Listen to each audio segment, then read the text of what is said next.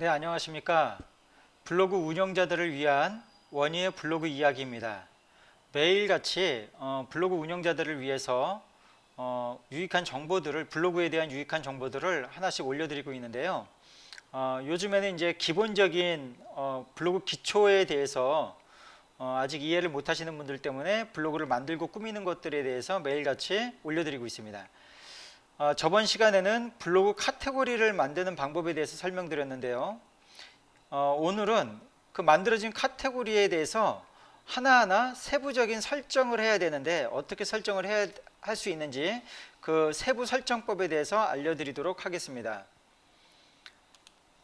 자, 내 메뉴에서 관리로 들어가시고요. 메뉴 글관리에서 블로그로 들어갑니다.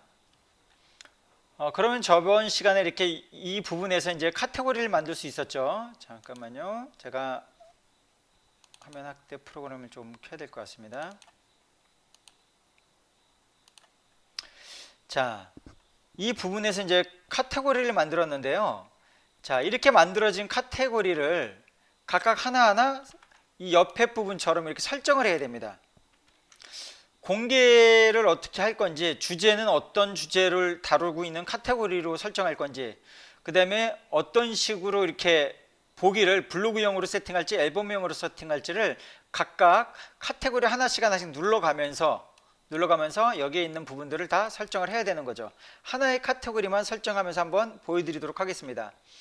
만약에 화장품이다 라고 가정을 했을 때 여기에 보면 카테고리명이 화장품이라고 뜨고요.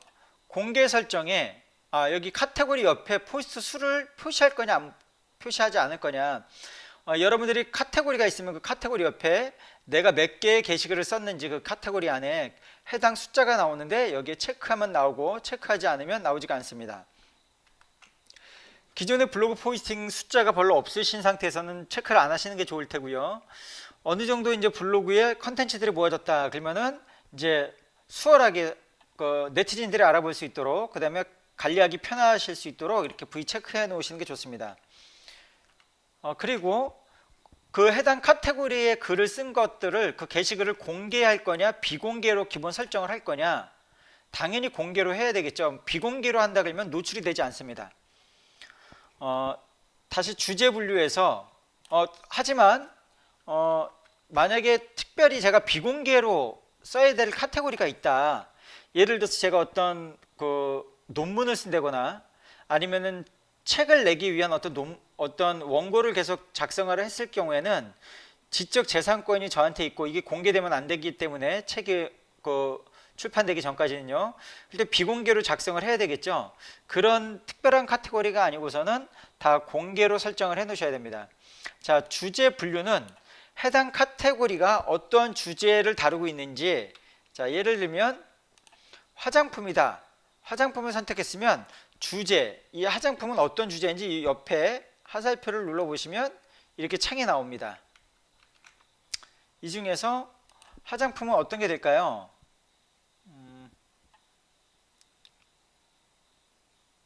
패션, 미용이 될 수가 있겠네요. 미용 쪽이. 자, 이런 쪽 아니면 그쪽이 가장 가장 가까울 것 같네요.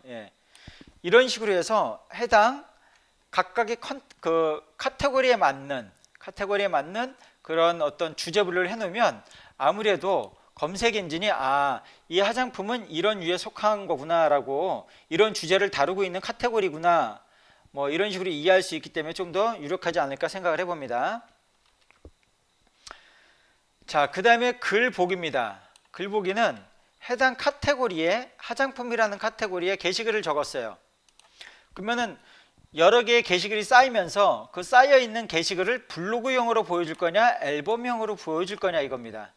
블로그형이라는 거는 뭐냐면요, 글 위주입니다. 글 위주. 우리가 블로그에 글을 작성하죠. 글 위주라고 보시면 됩니다. 자, 앨범형이라는 건 뭐냐면 앨범, 이미지 위주입니다. 우리가 쇼핑몰이라고 이해하시면 됩니다.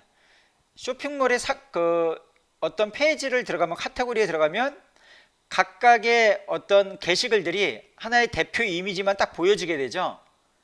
그리고 그 대표 이미지를 딱 클릭했을 때 그 상세 페이지로 넘어가지게 되는데, 바로 그 대표 이미지만, 게시글의 대표 이미지만 보여지는 게 앨범형이고, 글로써 게시글들을 보여주는 게 이게 블로그형이다 라고 이해하시면 됩니다.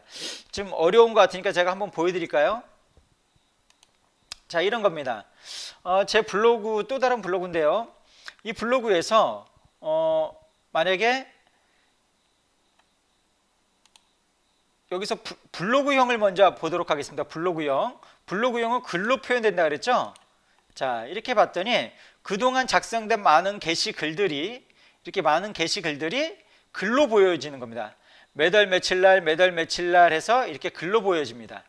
자, 이것이 바로 조금 전에 소개했던 블로그형이고요. 앨범형은 어떨까요?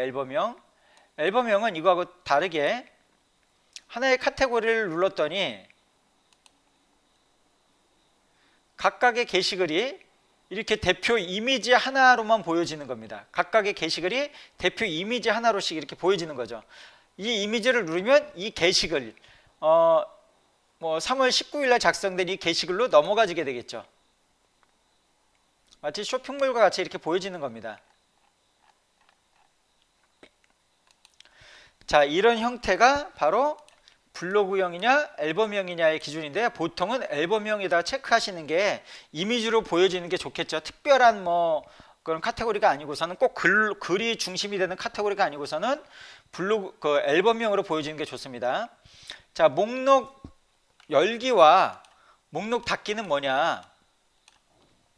자, 목록을 닫아서 보여줄 거냐, 목록을 열어서 보여줄 거냐? 만약에 목록을 열어서 보여주면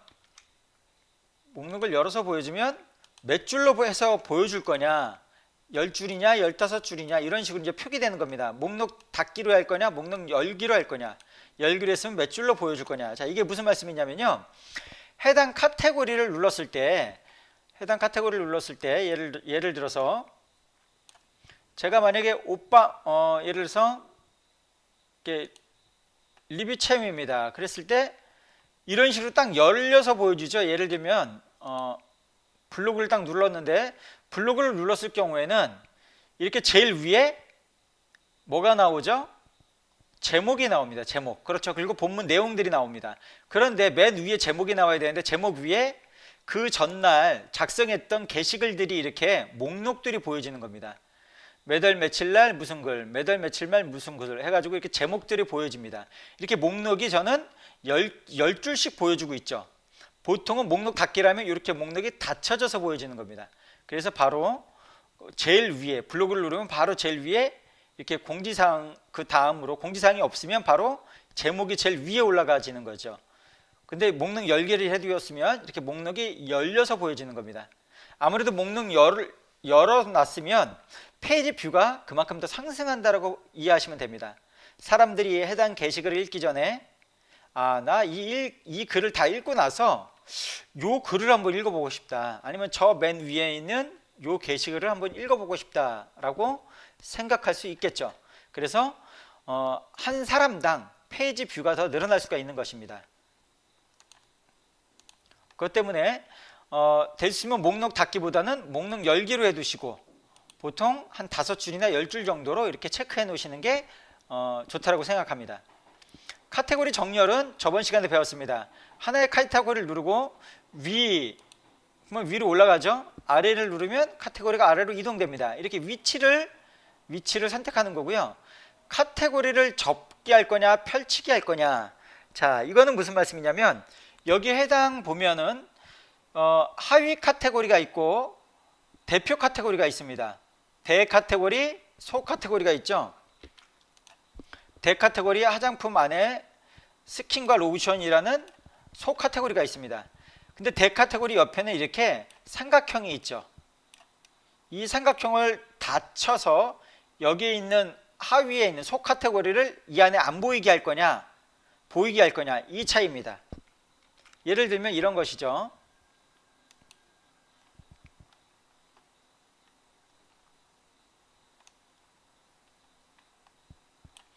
여기서 만약에 카테고리가 이렇게 있는데요. 카테고리가 이렇게 있는데 오빠 한번 믿어봐 이렇게 되어 있습니다. 여기 옆에 삼각형이 있습니다. 삼각형을 누르면 이런 식으로 하위의 카테고리가 딱 없어지고 다시 누르면 하위 카테고리가 이렇게 그 밑에 속 카테고리가 다시 노출이 되는 것을 확인할 수가 있습니다. 자, 그것처럼 목록을 카테고리 목록을 접기로 해둘 거냐 펼치기로 해둘 거냐, 당연히 펼치기로 해두시는 게 좋죠. 예. 그 다음에 블로그에서 이 카테고리를 기본으로 보여줍니다 라고 되어 있습니다. 이건 뭐냐, 보통은 해당 카테고리가 이 타이틀 부분, 대문 부분을 누르면 이렇게 제가 메인으로 대표로 설정해 놓은 이 프롤로그든지 블로그든지 이런 두 개의 메뉴 중에 하나가 대표로 이렇게 보여지게 됩니다. 저는 프롤로그로 세팅해 놨습니다. 그렇죠? 아니면 블로그로 이렇게 보여지게 되는 것이죠. 자, 둘 중에 하나로 세팅이 되는데 이 두 개가 아니라 여기에 되어 있는 어떤 다른 카테고리에 되어 있는 그것이 메인으로 보이게끔 해준다라는 얘기죠. 블로그에서 이 카테고리를 기본으로 보여줍니다. 자, 그래서 우리가 최신 글에 그 카테고리에 작성되어 있는 글이 제일 먼저 눈에 띄게끔 이렇게 설정되는 겁니다. 그래서 예를 들면은 이럴 때 많이 사용해 주시면 좋을 것 같습니다. 제가 어떤 뭐 이벤트성의 어떤 게시글을 적었는데, 물론 좀 주의를 하셔야 되겠지만요. 이벤트성의 게시글을 적었는데 매일같이 게시글을 적다 보니까 이 이벤트성 게시글이 중요한데 뒤로 자꾸 밀리는 거예요.